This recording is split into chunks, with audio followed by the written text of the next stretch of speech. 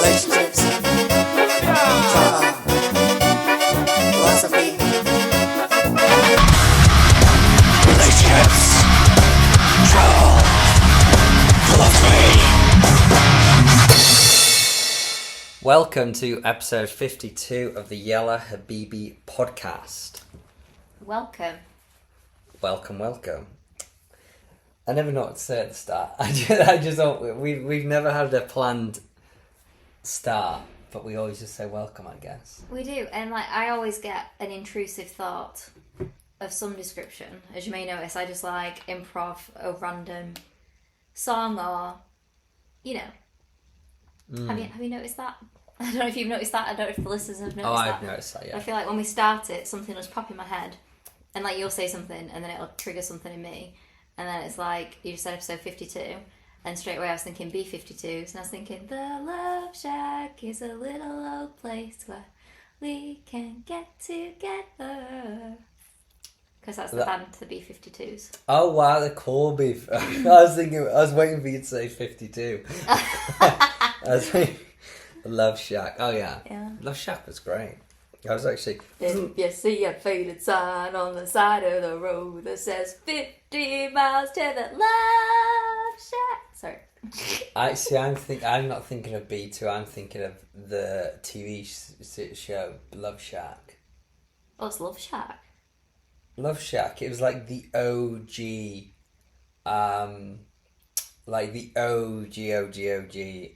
like Love Island. Oh, really? Yeah. I'm not familiar. Bloody Callum Best went on it. No, that was Love Island, wasn't it? Was it not? I swear it was Love Shack. Yeah, no, I'm sure, Callum Best, yeah, he was on, it was Celebrity Love Island, I'm sure it was. Because this was way... God, this was donkeys ago. Donkeys. 2000, oh my god. Oh wow, fair enough, it was still called Love. Wow, 2005.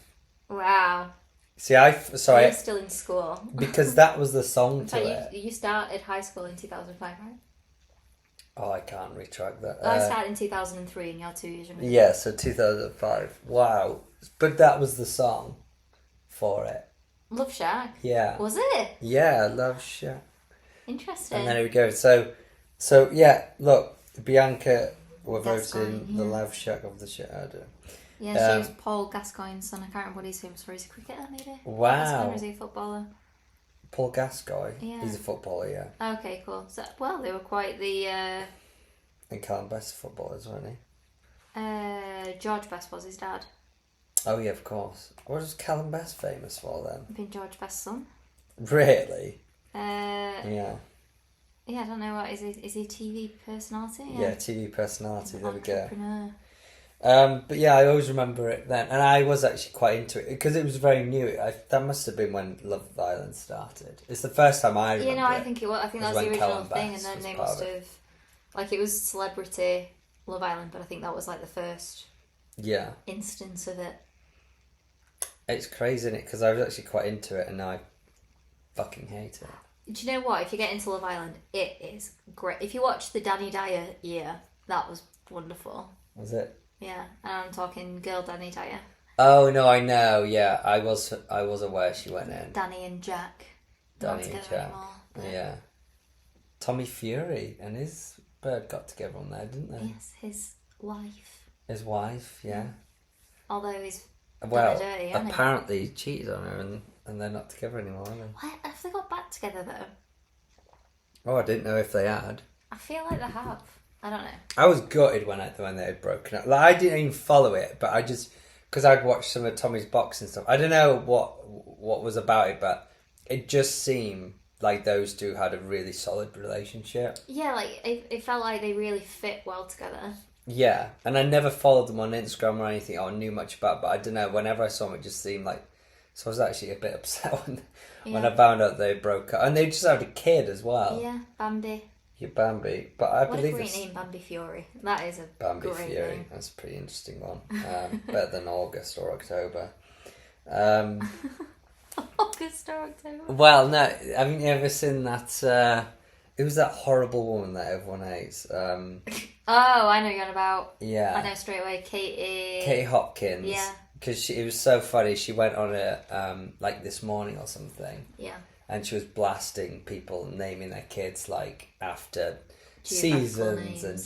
and geography. Yeah, and then they said, "Wasn't your kid?" I think her kid is called like August. Wasn't it? India. India, sorry, Yeah. India. That's what. Then she had to backtrack, but anyway. But we've started off quite lighthearted, but just a pre-warning: this episode isn't going to be the most lighthearted. We've had quite a serious incident, I guess, that we've had to deal with, and we will get into it in this episode. But just heads up, there's going to be quite a serious element to this episode.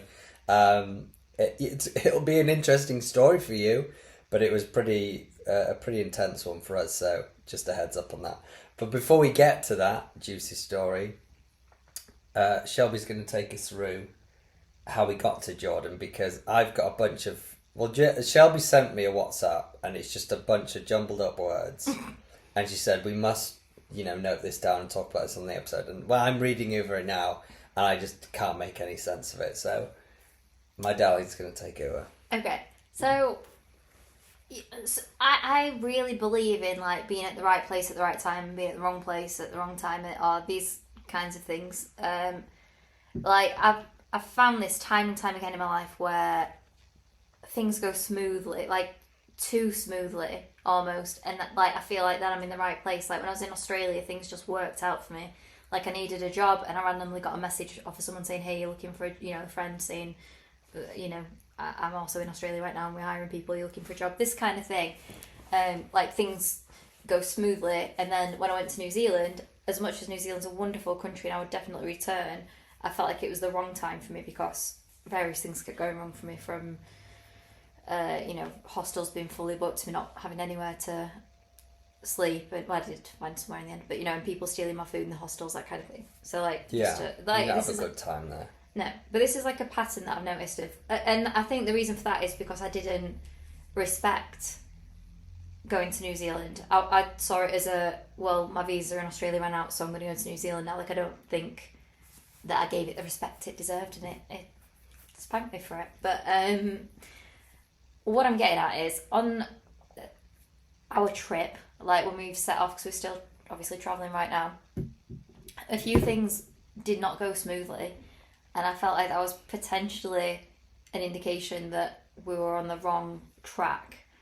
The first thing of which I'm devastated about, is that for Christmas Scott got me a St. Christopher, which is the patron saint of travel. And it's a really, really special gift to me, and something that, it's my favourite piece of jewellery. Really sentimental value. Is something that I'd dreamt of a partner getting for me, my partner in life, partner in travel, to get me St. Christopher. Scott got me it. It's wonderful, it's beautiful. I'd laid it out on my bed with a bracelet that also Scott had got me from Gilly Truangan, while I got a shower before getting ready, and I got stuff in my bed to pack and stuff, but I'd intentionally put the jewellery there to the side with my clothes that I was going to wear. And when I got out of the shower, it just wasn't there. The bracelet was still there, but the necklace wasn't, and I have no explanation for it whatsoever. But I was freaking out, and I started looking. I must have been looking for well over an hour trying to find it, and in a total state of panic. Going out, I emptied the bins outside. I was like, I've accidentally somehow thrown it in the bin. How could I have? But let me check. I still don't know where it is. I'm hoping that it's just, I don't know, found its way into my case, and I just haven't come across it yet. But that was the first thing. Then I went over to Scott's that night, and his mum was taking us to the train station the next day. But we realised really late that actually our cases wouldn't fit in Scott's mum's car, so we'd have to go in Scott's mum's partner's car, which was full to the brim with stuff for their business. Yeah, so full of truffles. Yeah, full of truffles, chocolate slabs. So we realised that we were going to have to empty the car in the morning before we put our cases in. So that was fine, it's just an extra 15 minutes that we had to be ready earlier. But anyway, we emptied the car, we're on our way. But then Scott's mum mentioned that this car, all the electrics had gone in it. So the lights didn't work, the radio didn't work. I don't think the air conditioning worked. Did the aircon work? The aircon did work. Oh, the aircon did work. Oh, sorry, no, the aircon didn't work, but the aircon's never worked in that car. Okay, so unrelated issue. For years, the aircon doesn't. He just instead put. It's a nice car as well. It's a lovely car. Was it a BM? Yeah, it's a BM. It's a very nice car, but but it's just the battery had gone. Another battery. I don't know. The electrics had gone in Something somewhere. in the electrics, like the computer. I don't know, but also. The speedo didn't work, so we had no idea how far. I mean, you can gauge it, obviously, and you know your mum's an experienced driver; she knows what different speeds would feel like. But so that was just, you know, like for me, like another like 2 more kind of like random things on the way for us going. But then we got to Leeds train station, and that train wasn't delayed. I don't think, was it? No, I don't. Delayed. No. So when we got on the train, everything was fine. But it was delayed in arriving, wasn't it? Yeah, That was it. yeah. And we got 4 minutes, if that, between trains now. We were supposed to have like 12 minutes or something like that. So plenty of time. But then it was like time's going down. It was like 4 or 3 minutes that we had to get between trains, and we had to like go up the stairs and across the platform. With bloody heavy suitcases. Because really we heavy had suitcases. so much allowance on our airline. So We we're like, decided we'll to fill it. take the biggest suitcases possible. And which is actually something we haven't learned from a mistake from in the past, because which I suppose we did have our flights booked. You know, like when we went to Asia last time, and because we had 30 kgs on Emirates going to Dubai, you're like, oh great, but then Air Asia for the rest of the way, we had nothing. Yeah. Yeah, but we were fine in this respect because we Yeah. had every flight with the same airline. True. It went all the way through, yeah. So it made sense. Yeah.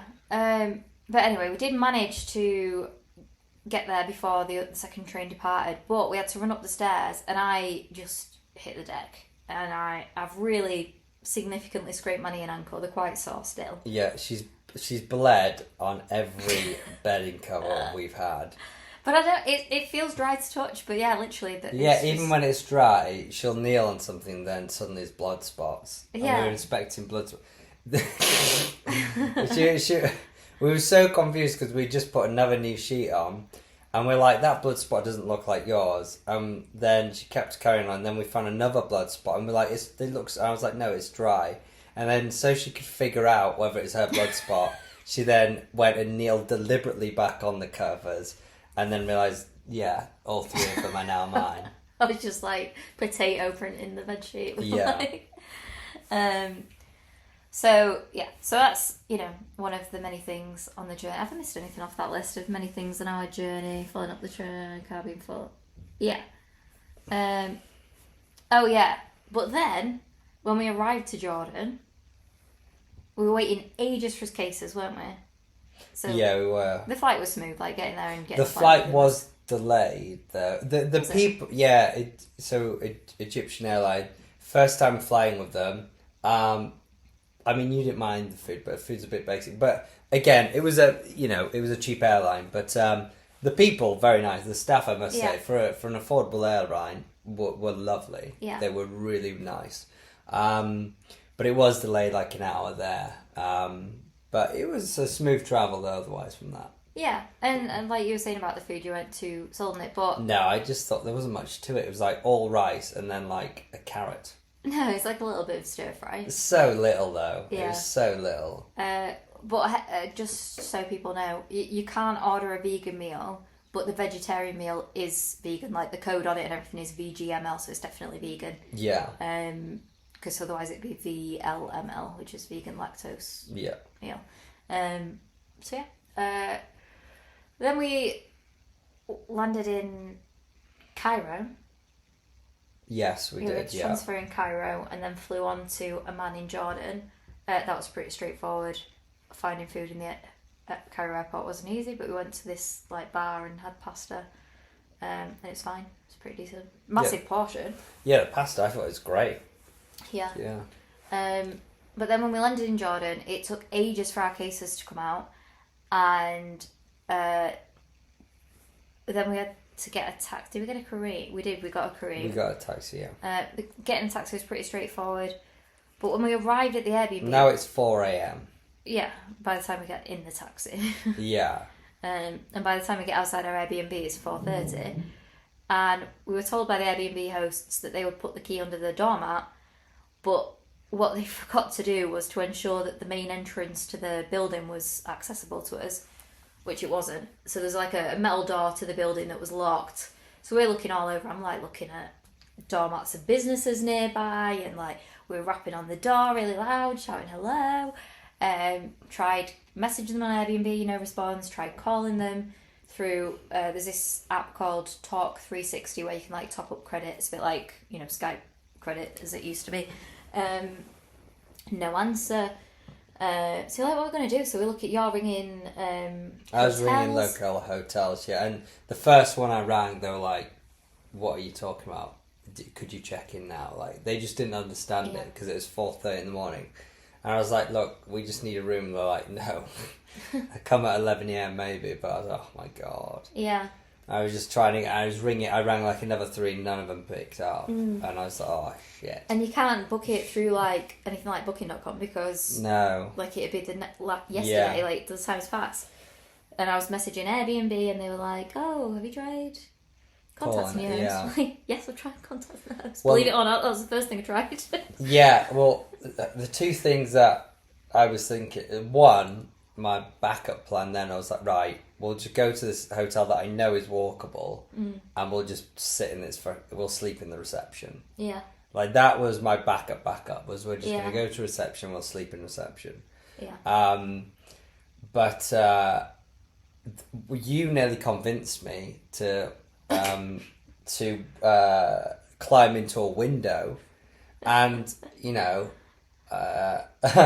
this window was easily. It wasn't silly high. It was, you know, I could have done it, and you know, I was tempted to do it at one point. Now, very very luckily, I didn't. Yeah. Because when luckily the Airbnb finally, you know, we'd called this the host about 10 times by now. Finally, she picked up and she messaged the doorman. He wakes up and comes lets us in. But this window I was going to go through, which I came very close to doing, because you were like, "Yeah, go on, you can get through it. You'll get it," because it looked like it was part of the building. That window would have gone directly into the doorman's apartment. So I can't imagine what the altercation would. Because imagine that we've just landed in Jordan, and now imagine if someone on the street sees me climbing through a window. This Yeah. doorman's not going to know who I am, and now I'm in his bedroom. Yeah. That would have gone much worse. Yeah, it would. I'd have been thrown in prison. So, yeah, yeah. Oh my god, I was I'm saying sorry. that Jordanians are so lovely. I think he'd have been like, "Oh, hello." I mean, he wouldn't have, because he didn't speak English, but I think he would have punched me. maybe so. I wouldn't have like. He was a very gentle and kind man, but I He reckon he could throw was. a punch. Yeah, I reckon he could get mean if he wants to. So anyway, so he helps us in, like carries cases upstairs, etc. And I now know that the key is under the mat. So I get the key out from. This lift was them out. silly. This part. This was. This was really like a Mr. silly. Bean episode. So I lifted the doormat and I could see there's a key. So I pick it up and I try putting it in the door. And then the doorman's like, "La la la," which la means no in Arabic. He's like, "La la," like shaking his head at me, like, "That's the key." And so he's lifting up the doormat. And he's like, he's indicating to us that there should be 2 keys. Like, we figured this out pretty quickly. There should be 2 keys. That's for the the metal door that we all locked out of. Handily was inside the metal door. Yeah. And then there's another key. So we're looking at it, I was like, no, this was it. I lifted the mat, and that was only 1 key. And then so he's going downstairs, then he comes back upstairs, and he goes in another apartment, and he I comes thought out. he was gonna just let us go in another apartment. That's what I Yeah, thought. Was gonna I thought happen. that was gonna happen And I as well. thought, fair, whatever. Just let us get to bed. Yeah. But anyway, comes with another door key. And we take the stuff in, but when I lift my backpack up, the key had gone. The key had, like, when I've lifted the doormat, and he acted it out, charades, didn't it? Like, so imagine this doorman, he charaded our mind, me lifting the doormat, and it, like, sweeping the key under my suitcase. I was like, oh, fuck's sake. I was like, that wasn't there a minute ago. Yes, he was so shocked when he saw us find that key. Yeah, he was I think at first he thought we'd mugged him off. And I wanted to quickly like clarify it so he didn't think. No, it's on the floor, like, you know. Yeah. I think he understood it. Because he looked shocked. Well, I was shocked. Yeah, So I was like looking at the floor, yeah. I was looking at him, and I was like, that wasn't a minute. Yeah. But yeah, So he let us in, and then we went immediately to sleep. we did. It was a very nice apartment. It was very nice. So, you know, we'd recommend it. Yeah. It We had was. some plumbing issues, but other than that. Oh yeah. Oh yeah. Yeah, the apartment was lovely. It was kind of the perfect size and perfect everything. But yeah, the toilet, I mean, do you want me to just be very transparent? I think you should. It just couldn't handle our shit. That's the plainest way we can put it. Yeah. We didn't flush toilet paper because you can't flush toilet No, paper. we did not. We weren't flushing toilet paper. We're aware of that. But I christened it, and 5 flushes. It's still not going down. We flushed. The flush was so weak, though, wasn't it? It was very weak. We flushed so much. We used the rest of the week's water from the what do you call it? The container at the top of the roof on the building. So he had to get the person to come out earlier to fill up the water for the building because we'd flushed so much. Yeah. And we weren't trying to be disrespectful. We just couldn't get our shit down the toilet. We were like filling a bucket with water, and like we were using the bidet to refill like the. Yeah, we were trying. We've got a plunger going. Yeah. We were trying everything. all Like, we were sorts. trying, but it just. Tried warm water. Never pour boiling water down a toilet, by the way, but. No, it cracks. Doesn't Yeah, it? it'll totally shatter the toilet. But Warm this. water should be fine. But the second day, we were just like, this is ridiculous. And we just couldn't get it down. So we called him up. We call our host. And what we quickly realised, whenever we called our host, the amazing doorman would just appear 5 minutes later to fix up. And he was such a sweet man. It was lovely. But I just felt so bad that, you know, that he just walked into the toilet and just saw shit in it. And I was like, oh no. Like, you just disappeared. Yeah, because I couldn't handle it. I was like, we just called this man, he's come up and he's just going to look at my shit in the toilet. I'm like, I can't face, I feel so, like, I feel like I'm being quite disrespectful, but like, we can't get it down. And I don't know what he does, but he does something to the toilet and it goes down straight away. After he deals with it in like 3 minutes. Yeah.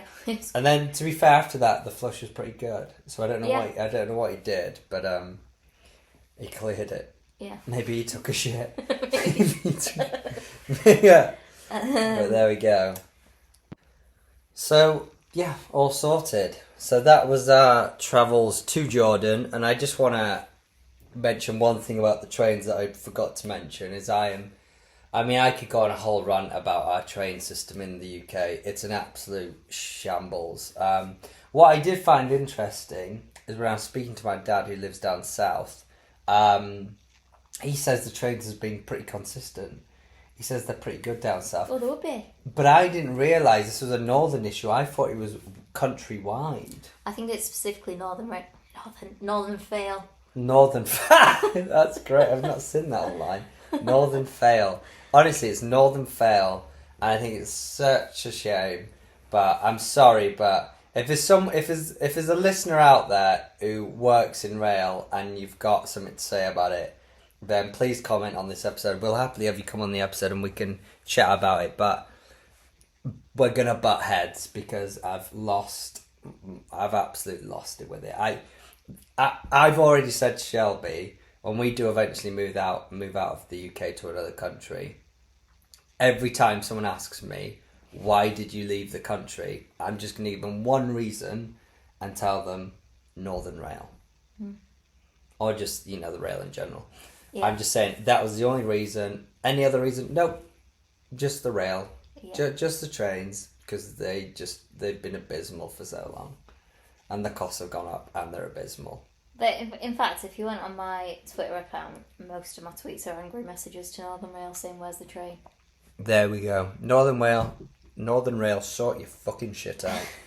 Hashtag Northern fail. Hashtag Northern fail. Okay, moving on. So this is where we're going to get quite serious. So, as Shelby's been saying, there was a lot of things that went. I mean, it wasn't. We've had some pretty rough journeys to countries. It definitely wasn't our roughest. No. It wasn't our roughest, but there were things that went wrong, and I know you have. I don't know. You have an energy that you can feel, and I know there's something around that where that sort of tells you something might go wrong. Yeah. Yeah, and something did go wrong. So I'm laughing because I still haven't processed the seriousness of it, to be honest. But it's serious time. So let me take you through the journey of what happened. So if you're up to date on the news and you're seeing what's happening between Israel and Iran right now, then you've probably already guessed what I'm about to get into. So Jordan, and specifically Amman, the capital city, is actually only 2.5 hours from Tel Aviv, Israel. It's actually drivable. So it's right in the crosshairs of a war. Now, they weren't warring before this. They have exchanged some missiles in the last year. However, there wasn't anything going for quite some time. But on the Friday, they started exchanging. Israel exchanged missiles initially to to Iran, and then Iran came back pretty aggressively. So how this started though was I was out for a run on Friday, and I was running, and I did hear a siren go off, but I just assumed it was a police car. Because, to be honest, it wasn't that loud and no one was freaking out. So I just thought, it's a strange police car noise because it was really slow. It's how you think an air raid siren would sound like. But it wasn't that loud. It wasn't like the British one. So I just thought, it's a strange police siren. So I didn't think anything of it. I finished my run, really nice run. Running in Jordan was brilliant. And then I come back home to a very worried Shelby. Shall I say what happened the Yeah. whole morning up to that point? So I'd gone out just for a walk and for a coffee. I really wanted to. I felt like I'd been inside for a couple of days and I'd not really explored much. So I just wanted to get out, get some fresh air, and have a nice coffee. So I did that. And while I'm sat having my coffee, I'd got a message from my brother being like, "You do choose your destinations," and then a link to an article about Israel firing missiles at Iran. And I think Iran had retaliated to some degree at that point. Yeah, so when that siren went off, when I was running, there were missiles going over our head. But was that from Israel or from Iran? No, I believe from Iran. Yeah, because I think it was Thursday night. That was Friday day. Yeah. That was Friday day. Okay, yeah, so I got back home. I'd seen that from my brother. I was like, everything seems normal, and I'm literally sat having a coffee. There's people walking about. I can see other tourists. Nobody's, thank you for letting me know, because I tend to avoid the news where possible because it's never good news. Yeah. But then I come back in and I was about to jump on a meeting, and I got a message from a colleague asking if Scott and I were okay and that they'd seen the news. I was like, oh, right, okay, that's the second. That's for someone at work to ask me about it. My brother is just, whatever, he'll tell me stuff if he's worried or whatever. But yeah, for it to have come from a colleague, I thought, I better look into this. So in between, within the space of 15 minutes, I went on a bit of a spiral looking up what was going on. Then I'm sat at my meeting, just having a bit of a meltdown, not listening to anything that's being said in the meeting, because I'm like, oh, this is really serious. Because, yeah, like Scott said, Jordan's right, smack bang in the middle.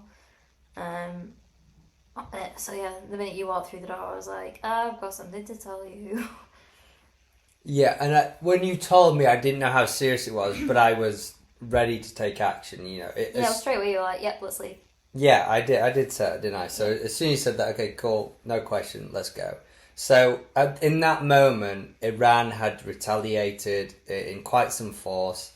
It was a blend of missiles and drones. They'd fired over to Tel Aviv.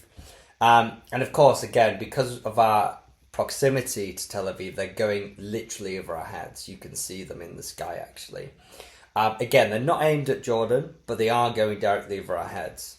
So that's like, oh my goodness, this is a real... we're in the middle of a war zone now. And it was pretty intense. So we for the first part of that day, we were just trying to understand what's the seriousness of it. So we rang the DCO? FCDO? FCDO, let's go with that. And they're basically the... Foreign Communications Defence Office, is that it? FCDO. Yeah. FCDO. And they basically... good to know, actually, if you're travelling, if you're ever in some trouble, some conflict in the country, they're basically your go-to people, providing you from the UK. Foreign Commonwealth Development Office. There we go. So you call them, any country, they'll pick up and they'll give you advice on any conflict, any, advice on what to do and how to get out. And they can actually go as far as actually giving support, and actually I believe they can go and do even more than that and help you get out of these countries if it gets really serious. So they basically, they reassured us. They said, look, this has happened briefly in the past. There's no aggression to Jordan, but, keep an eye out. So we were like, okay, maybe it's not as bad as we think. So we sort of calmed down a bit. Because we even said, because did you say the airspace was closed? Yeah, then we find out, on that call we found out the airspace was closed. Yeah. So now we know, okay, we've got no choice, we can't get out because the airspace is closed, therefore not even flights were going out. So we had no choice, we were locked in. So then we kind of realised how serious it is. We are in a bit of a panic mode, we're not sure what to do, but we're thinking again, to be honest, I think, well, it's probably just a one-off. I guess they've exchanged a couple of things, I'm sure it's just going to blow over, which now seems ridiculous, but I just thought that was probably it. Yeah, especially because no one around us was remotely concerned, so it seemed like it was just business as usual, apart from the airspace being closed. Yeah. And that night we thought, okay, we hadn't heard any more. The airspace still closed. We haven't been out yet because we've been working all week. So I thought, let's go out. Let's have a drink because we need one because we're pretty stressed by the situation. And let's have some food out. We went outside. And again, the advice wasn't to not go outside. It was just if there was an air siren, then you should seek shelter. So again, and also when we went outside, there was Jordan and Aman was still operating totally normal. Business were open. Everyone was totally acting normal. Everyone was going to dinner. The bars were full. It was business as usual. So we just sort of followed along. We went to a really cool bar. I straight away had a double shot whiskey. Yeah. Neat, because I was just like, I fucking need this now. We're in this conflict zone. It's kind of scary. I had an old fashioned. You had an old fashioned. We had a couple actually. And Red Spa, which is a nice spa in Amman. And to be honest, that took the edge off. That calmed me down quite a bit.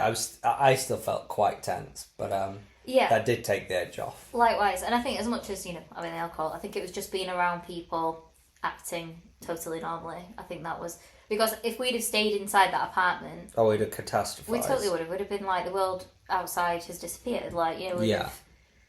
I think that was really important for us to go and do that, to just see that the locals were totally fine. No, and there's nothing in any of the Facebook expat groups. There's nothing at all. I was thinking, I'll just go on a Brits in Amman Facebook group or something like that. Surely someone's going to post something. And it's people just selling stuff and listing apartments. Nobody had reacted in any way. Yeah, I think that was the strangest thing about it. I think because the conflict with Israel and other countries has been going on for quite some years now, I think it's just normalised there. And they've probably just gotten used to it. That's my guess, but we've not spoken to a local, so we don't know for sure. But where the heat got turned up was definitely when we were at dinner. So we were at dinner, we were sat outside. Oh my God, the falafel and hummus was to die for.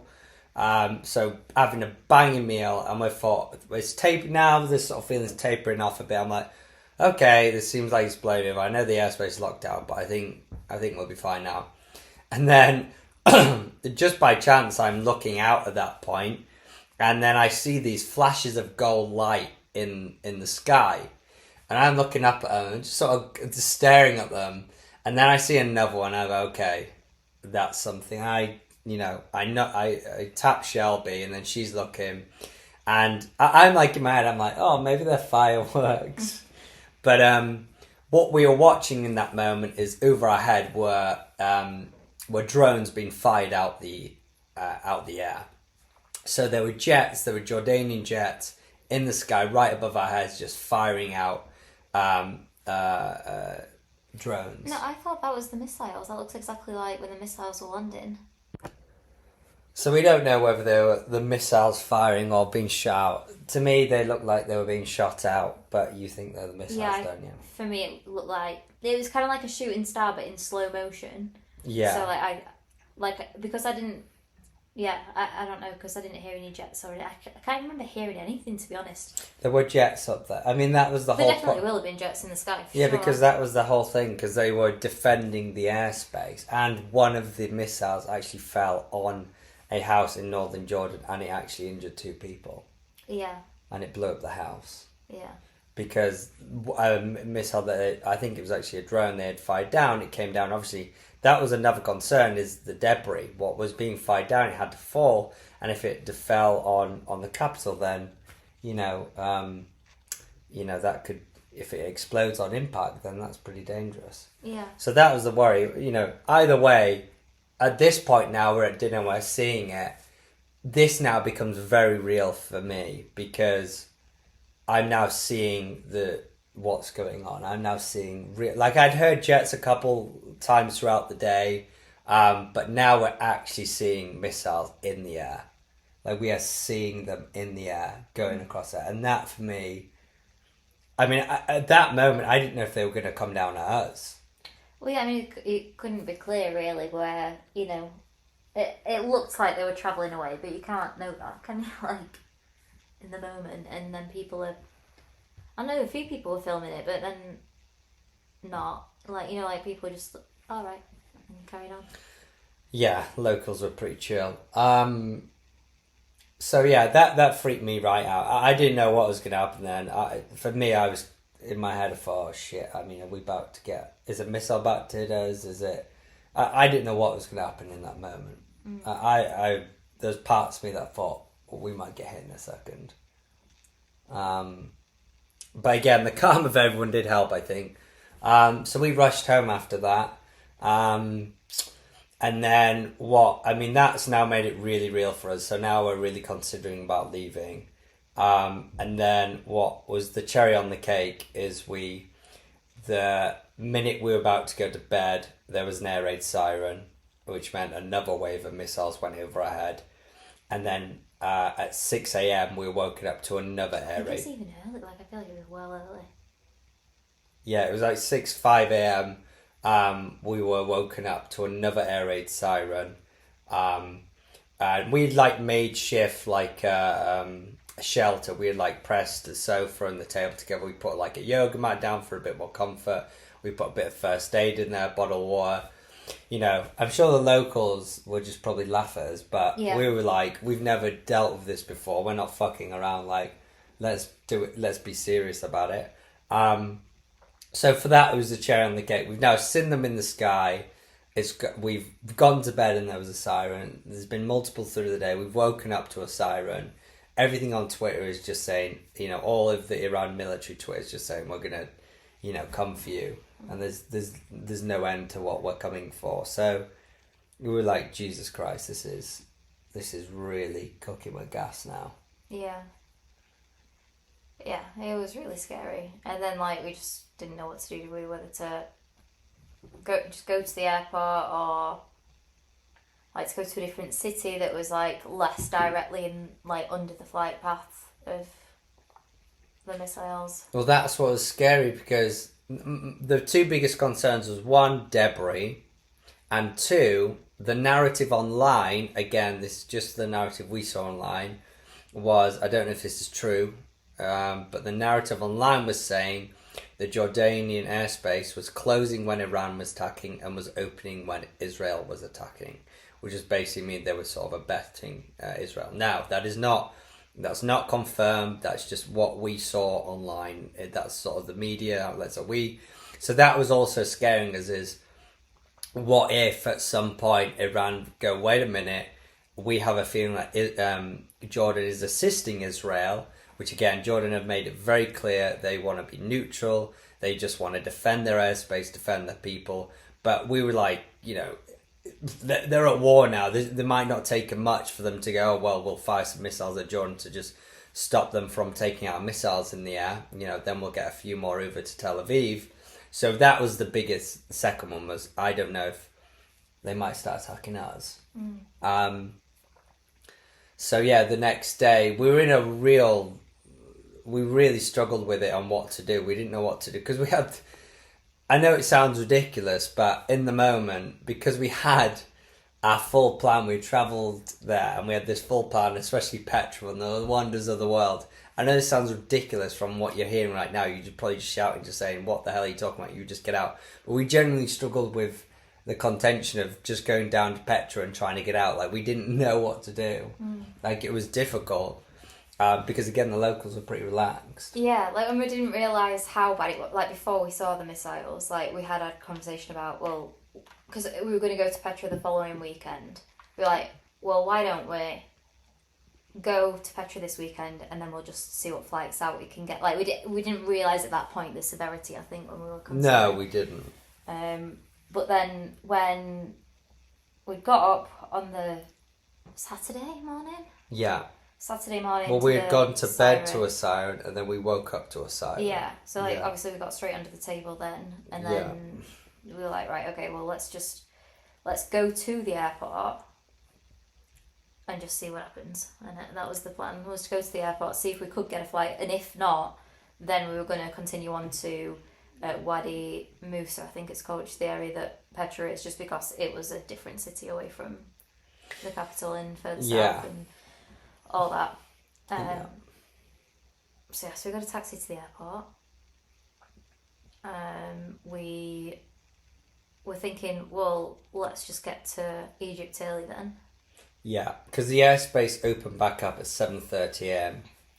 Yeah. We were checking things, trying to figure out online. We were awake a couple hours before that because of the air siren, and then we just thought, we can't get through to the airport. Let's just get there. Let's figure it out. And it was confusing because like Skyscanner was showing flights available, but then if we checked flight radar, like they were all showing as cancelled. We're like, well, we don't really want to buy a ticket online for a flight that's cancelled.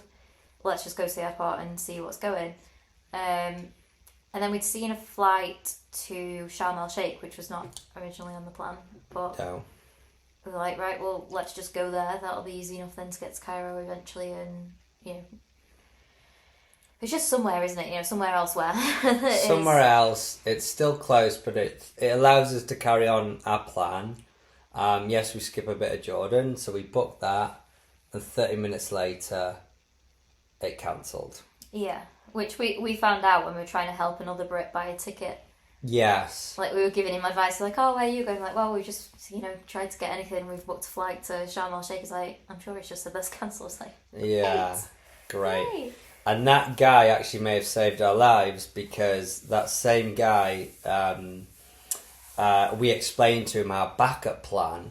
And he said, that we were also thinking that because there's a couple of backups to Petra's. One, it's out of the capital, so the missiles aren't going to go over your head.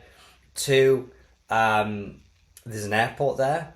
And three, if that doesn't work, you can just get a boat. You can get a ship over to Egypt. So we thought there's a lot of backups there. So I thought brilliant, but this guy said he knew people in high places and basically said he also thought of that, but he spoke to people and they said it's a very bad idea. Yeah, like safety wise and because it's so close to the border of Israel. He said, and he didn't articulate what, and I haven't researched into this, so I don't want to put any incorrect information. But he did say something went on there recently. Yeah. But I've not looked into that, therefore I can't confirm that. Yeah. So all the while, he, funnily enough, was chatting to the check-in desk that we were sat next to, trying to figure things out. Like, he was asking them where he could buy tickets from.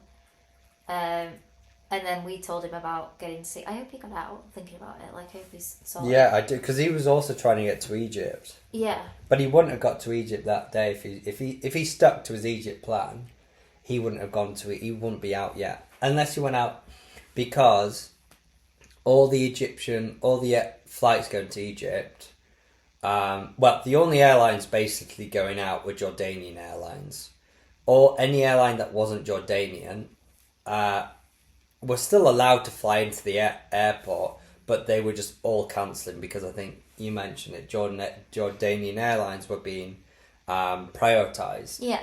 So that's what we quickly learnt when we looked at the board is all the if you looked at what was departed and cancelled and delayed, everything that was going out was Jordanian and everything cancelled was non-Jordanian. Yeah, so there's like Saudi Airlines, there's a few Egyptian airlines. I think that's pretty much it.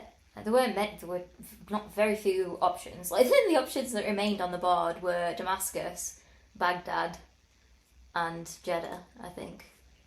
Yeah, oh my god, yeah, your options was Damascus, Syria. and Baghdad, yeah, which is Syria, which is, obviously we know it is bad, and Baghdad. Yeah. I was like, Jesus Christ. I said, yeah, let's just go to another conflict zone. So we didn't have great options, and yeah, our flight got cancelled, so now we're like, oh my god. And just everything was being cancelled. 80% of the board was getting cancelled. There was loads of people trying to get flights. And just by chance, you looked to the right of us, and it said Kosovo, and you said, "Why don't you check that?" It's a Pristina on the board. Pristina, Yeah. and this flight wasn't on the actual board. You couldn't find this flight on Skyscan. You couldn't find this flight even on the Jordanian airlines. Not even It was on the, non-existent. not even on the airlines. Pristina didn't exist as a location for, I think it's called Jordanian Aviation, I think was the airline, but Yeah, it was. so it wasn't on their website. It wasn't on Flight Radar. Like there was one instance of this flight number, almost exactly 1 week before on the 7th of June, but that was the only history of that flight number that existed. So it was really weird. But yeah, I said Pristina. I was like, looked at it, I was like, right, Kosovo, okay, cool. Don't know anything about Kosovo. I just said to you, these guys are going to Kosovo. Do you want to see if we can get on this flight? So you went talking to them, and then, but even things with this seem really sketchy. Yeah, it got sketchy from this point forward. They told us that they did have seats, but they were confused as to why we were asking. They told us it would be 250 Jordanian each, but we'd also have to book a return. And we were like, well, what if we have we thought it was maybe for, the country doesn't allow you in if you've not got an onward journey. It's like, well, what if we book an onward flight elsewhere? Or if we have, proof of an onward flight? And then she's like, oh, I'll have to find out. So she's ringing people anyway. Yeah, that's okay. Do you need a visa? No, we don't need a visa. British, you don't need a visa for Kosovo for 90 days. Right, I just need to check that. So then she's checking that. And then she's right, okay, give me 10-15 minutes to get your names on the list, on the flight. So she's got our passports, and then she comes back. She says, right, okay, you're on it. I'm going to put your passport details in. She opens the passports. Scott went, that's not me. Oh. She's got some other guy's passport. So she got 2 black passports. My passport's still maroon. I've still got the European Union one, which I'm very proud of. In that moment, my heart dropped through my ass. It was... Yeah, but you thought it was a scam, didn't you? It felt so scammy. Now she's lost my passport, because I thought, oh my god, if she's lost my passport, I'm fucked. Yeah. Well, it was both of us. It was both of our passports. Yeah, no, she had yours. She didn't. Mine was red. She had 2 black passports. Oh my god! Oh, I didn't realise she lost yours as well. Well, she picked up 2 different ones. Oh right. So yeah. Anyway, I thought she sent another, because meanwhile she's serving people as she's talking to us. Is this never-ending rota of people coming through and getting checked in while she's talking to us? So has she sent some other passengers through with our passports? I was like, what if they've got on a shuffling flight? Which they wouldn't have, I know, but they wanted us to pay in cash. We told them we couldn't, but then she lied to you and said that I'd agreed to pay cash, even though we had no cash. And I was like, she definitely wouldn't have said that. Yeah, no way. Obviously we didn't have any cash. We had 20 in cash. But anyway, we got on the flight. The flight... It was 3 hours delayed. It was 3 hours delayed. 4. But also the boarding pass said 2 o'clock, even though the flight was at 3 o'clock. So I was like, what is going on? Yeah, the gate changed, the flight to was the other end of the airport. Yeah, literally the other end of the airport. It may as well have been another terminal, and we had to walk it. And when she had lost the passport, I was like close to having a nervous breakdown because of what everything had gone on and how serious the situation was. I'm like, no, if we don't have passports, we're fucked. We're here for at least another week. Yeah. So yeah, I was, oh my goodness. But I did not believe, because every time you went to the board, more flights were being cancelled. It was just all red. I did not believe. What I said to myself when we finally sat down, we got through security, which security were very lovely, by the way. They were laughing and they were, luckily, they've been very thorough with their checks, but they were lovely.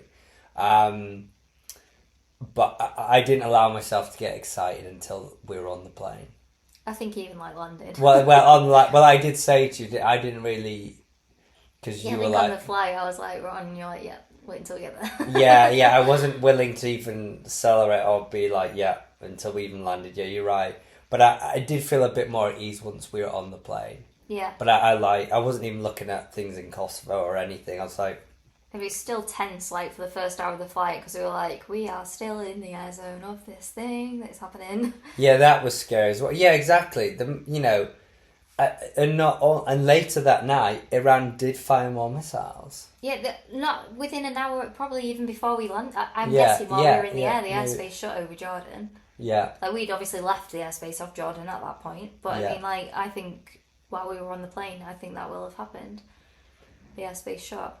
And then they fired. And it has happened in Ukraine before, where an airline was, taking passengers, and it did get clipped by a Russian missile. Yeah. And that was just so frightening. Is it even worth a risk going up in this flight? But we were just like, I think it's our only choice, because if we stay here, I think the risk is even higher. Yeah. It was pretty tense.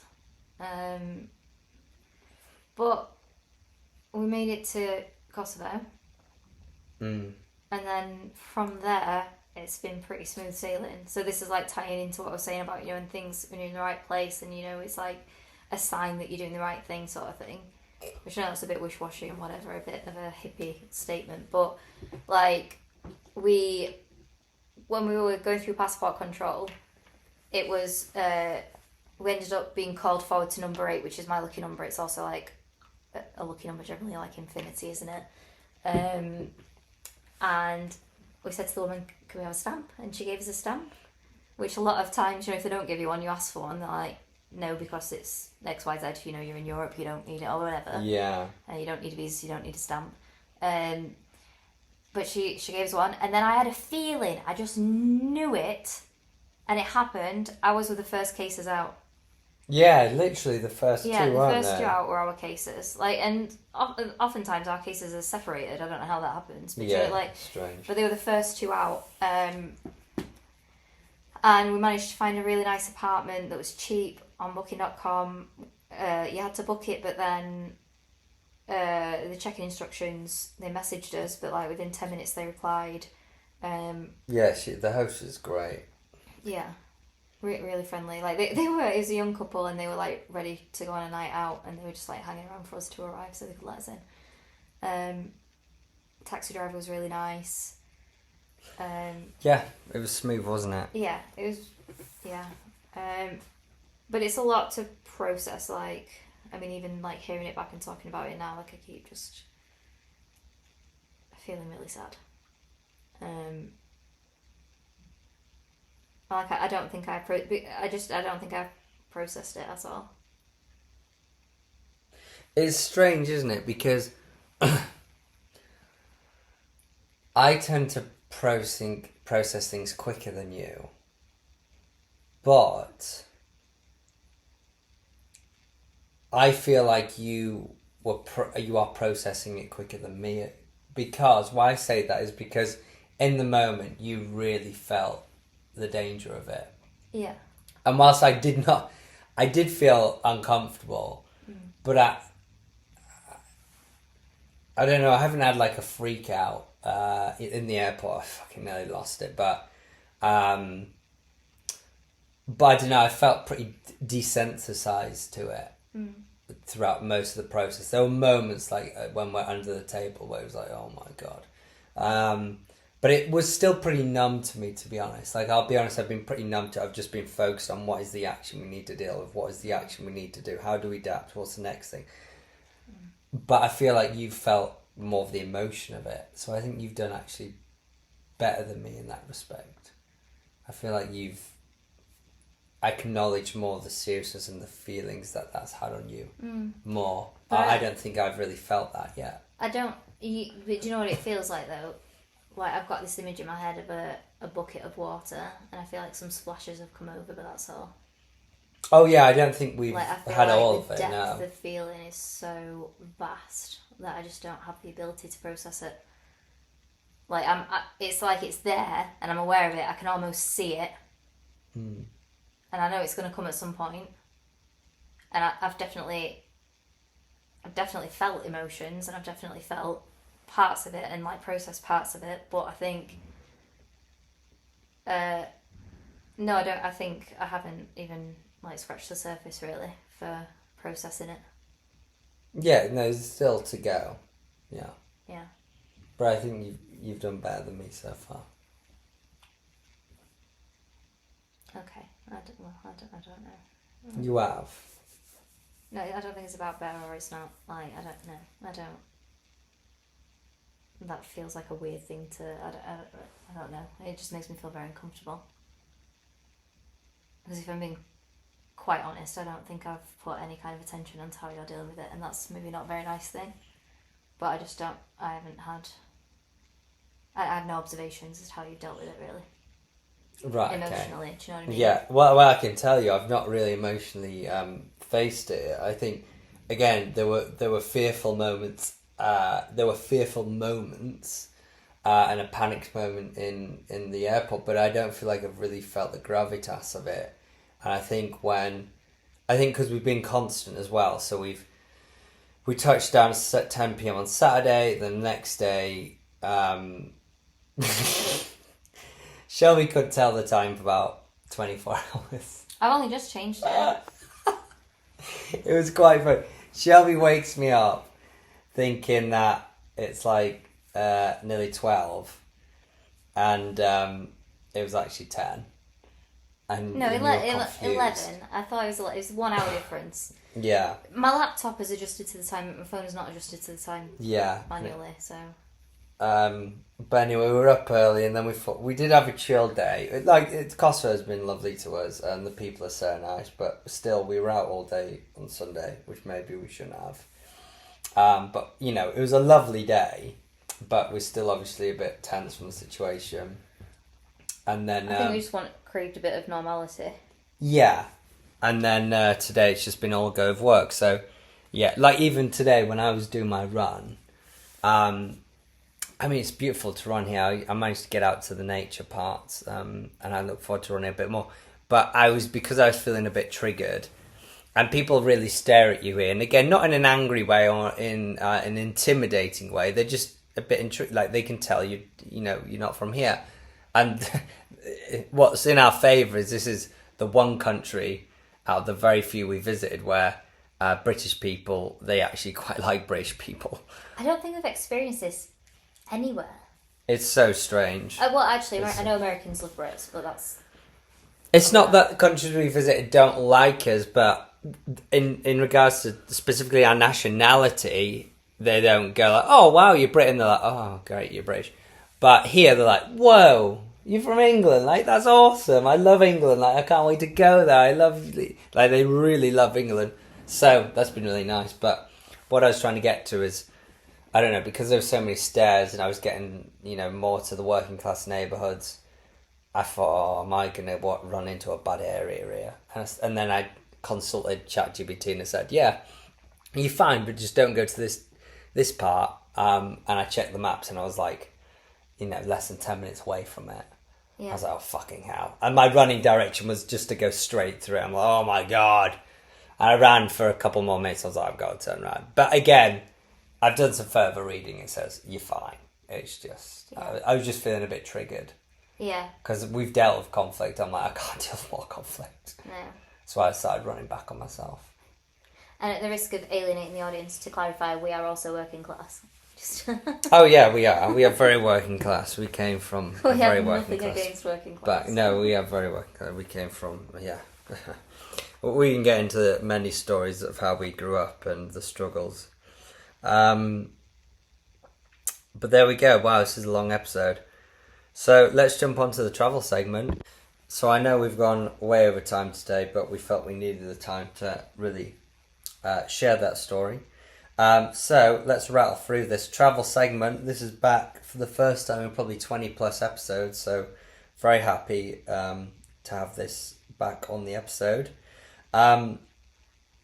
Favorite and least. So no, let's first say first impressions of Jordan. What's your first impression of Jordan? My first impressions of Jordan was the people. The people were just so welcoming.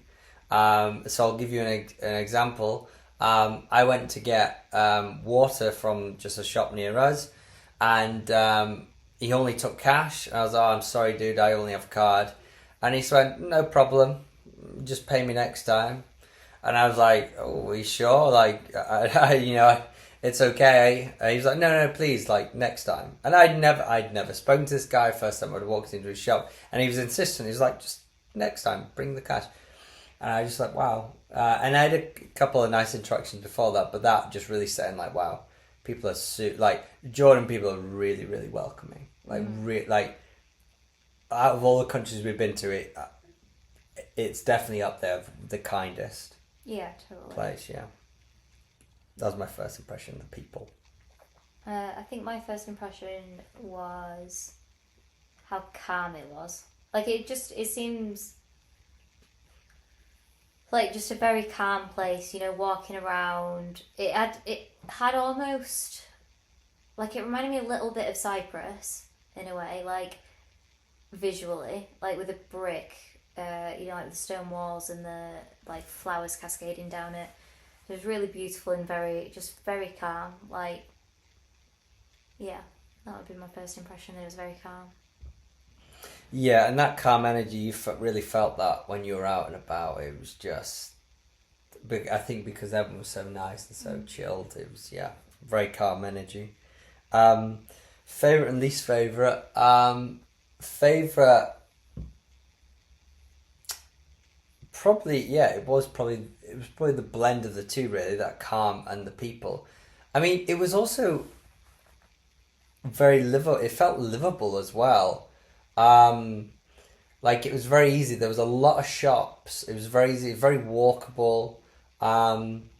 So, I mean, if we had more time, I think I'd have more to say here, really. It was hard because we only got a very short period of time, but I would say, I know I'm stealing yours, but I would say it was the calmness. Like, it's hard to explain. When we were out for dinner one night, it was just, there was a sense of calmness like no other. It just, like, I believe in energy, and I believe there's some sort of vibration or some frequency that we give off. And there was, like, inside felt strange. Like, I inside, like, I was like, what on earth? Like, my heart, the vibration inside just felt way more relaxed than usual. It was really, really nice. So the level of calm of everywhere was just beautiful. Oh no, you say your favourite. See, it's so tough because I feel like a lot of places that we say the people and we say the food and we say, what was my favourite thing about Jordan? I think similar to what you said, I think just the vibe of the livability. Like, I think, like, obviously circumstances being different, I could see us happily spending a couple of months there. Yeah, it felt livable. Yeah. So I think that was, like, there's few places that I think that you can feel right at home in, and that I definitely did. So that was my favourite thing about Jordan.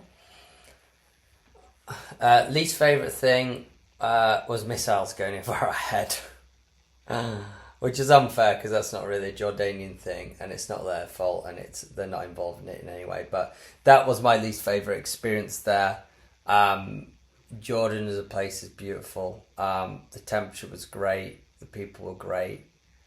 You know, I don't think we were there long enough to say something specific about Jordan I didn't like. I didn't have. It was just that horrific experience of what was going over our head. I would say it was my least favorite. Maybe that's a cop out. I'm not sure. Yeah. For me, it was the airport. Like, I'm not talking about the airport experience. I didn't like the airport. Oh, do you not? No. I mean, it was under construction partly, which was a bit annoying in itself. But also, all the toilets were closed, and you had to. Oh yeah, yeah. The ones that were open were really, really, really hidden. And it was just like the boards weren't in places that made sense. Like there was a lot about the airport I didn't enjoy. So that's what I would say. Visually, pretty airport. I'd say I like the structure of it. Architecturally, I quite enjoyed it. But yeah, I just found the airport difficult. Interesting. Interesting. Because it is one terminal, the airport, just so you know. So it's like split. It's like a V shape. Yeah, it is a bit. In the middle is like food and stuff, but it's like a V shape. First impressions of Kosovo, I'm gonna have to say it.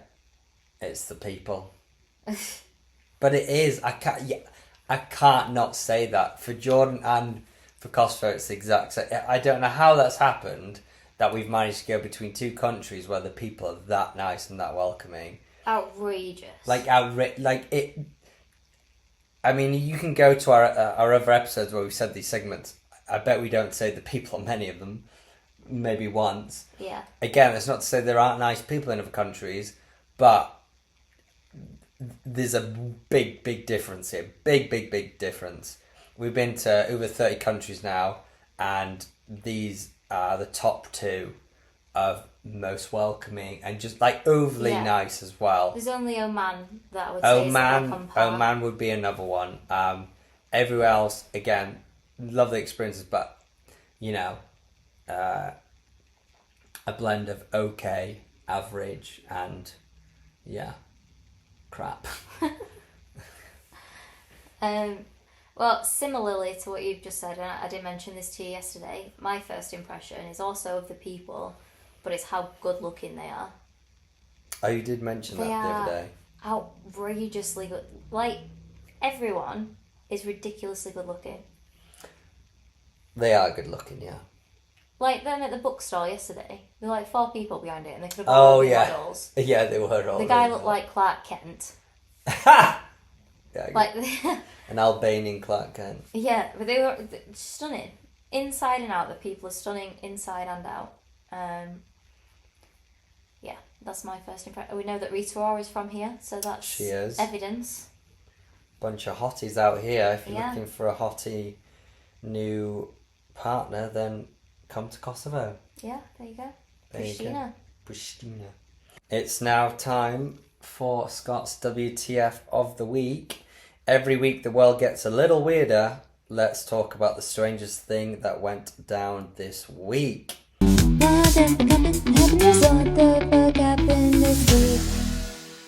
So, I think this is. I have actually told you this one, but be shocked anyway. Okay. So the awesome rock and roll festival download is happening. I think it might be this weekend.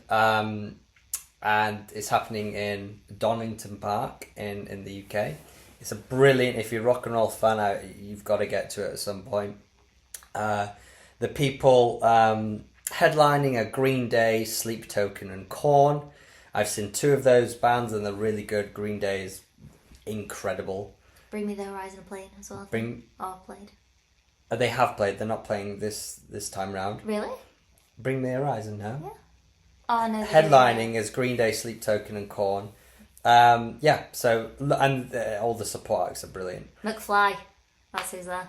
Yeah, McFly there. I don't think many people are going for them, but what a strange thing about it is this. is that police have actually warned Download Festival fans,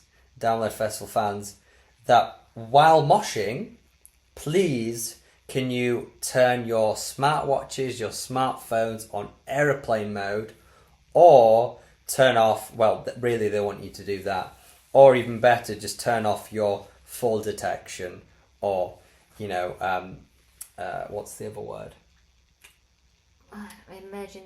Emergency stop, maybe. Fall detection is the main one because, of course, if you've ever been in a mosh pit, it's quite vigorous. You bump into everyone, you're pushing each other, you can fall on the floor. To be honest, to trigger fall detection, you probably don't even need to fall on the floor. You're probably just going to get barged by some big sweaty guy at some point and it's going to set it off. But what's interesting is last year, the police received 700 999 calls due to crash detection features on devices like iPhones and Apple Watches. And obviously that was just all triggered. Obviously they thought, you know, initially they thought, oh my God, what's happened at Download? Has there been like an earthquake or something? Or some like explosion? But they quickly found out it's just moshers. Moshers. Moshers. It's been a while since I've heard that word. Yeah, so it's just people moshing about, falling on the floor, you know, sweating and rocking out. So I just thought, I thought that was such a neat little story. Yeah, like as if like they must have really thought that something was going down. I reckon they would have thought there's been like an earthquake or something. Yeah. And you know what's crazy? The sergeant's come out and said each alert has to be investigated, pulling resources from actual emergencies. Oh, that's bad. Oh my God! Imagine being the person who has to investigate all 700. What a first world thing to be told as well. Excuse me, while you're moshing, would you mind please putting your smartwatch away? Turn off the notifications. Turn off the Disable notifications. Disable you, please. So if you're listening to this, please do make sure you turn that off when you're moshing, and maybe just moshing generally, even if you're not at a festival, just moshing in a gig. Turn it on airplane mode for that hour, because you're going to be sending lots of calls to 999, and we don't want to waste the emergency services time. No, we absolutely do not. Well, but yeah, if you were at Download Festival, let us know. Yeah, let us know how it was, because we missed it this year and we absolutely love it. Well, I've never been. You've never been, have you? I've been, and it was bloody great. Please let me know how McFly were. Let Shelby know how McFly were. Yes. Well, let's take a break from the chaos. Here's something to make you smile this week. Shelby's good vibes only. England and Wales have announced that they are overturning a 200-year-old law, and sleeping rough is being decriminalised. So I can't believe it that there's a 200-year-old law. Like, as we speak, this moment, unless it's been passed, to be homeless, sleeping on the street was a crime. Which is insane to me. Like, that sleeping rough, you could get, it's a criminal offence. Oh, I didn't know that. No.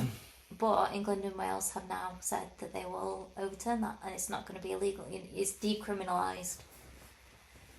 So I think that's some really good news. Like, that's a step in the right direction to, like, humanise people that are, going through unimaginable difficulty in their life. So yeah, I think that's good news. Yeah, no, that's interesting. I mean, I can't imagine they were penalising all the homeless people, but maybe in some parts they were. Yeah, I mean, I don't have any statistics on, like, how people were, but there's like putting the spikes on the benches and, like, whatever, they will penalise them if they're, like, downtown in the cities. Some cities are strict about if they're in the city downtown, then I bet they exactly. do penalise them. What is a person supposed to do? They Yeah. don't have a house. Yeah. They haven't got anywhere to go except to sleep in the doorway of a shop. Yeah, and then they're being shooed. Totally fucked up. Yeah, massively. So hopefully this is a really big step in the right direction to, getting support for homeless people and not treating them like criminals for being in hard times.